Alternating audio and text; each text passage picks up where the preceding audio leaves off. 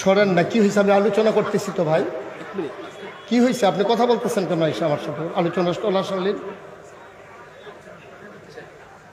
আপনাকে আমার চাই থেকে আপনার বেশি মায়া ওনার জন্য?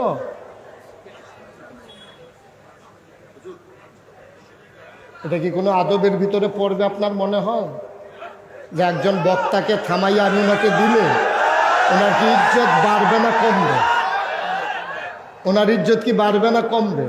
আমরা তো ময়দানে চলি তো, আমরা বুঝি তো, মানুষের সেন্টিমেন্ট বুঝি। উনি যদি পাইতো 10,000 ভোট, আপনি কমাই দিয়েছেন 5,000 ভোট, বাড়াইছেন না কমাই দিচ্ছেন। আমি তো বুঝি তো। উনি বসুক, কাজ কি? ওয়াজ শুনবে, ওয়াজ শুনানোর সময় পাইনি। ওয়াজ শুনুক, লাস্টে দিয়া কথা দেবো। জি, সবাই পড়ে না আমি। আমরা বুঝি ভাই, এগুলা বেশি দেখাইতে যাবেন না, তখন সমস্যা।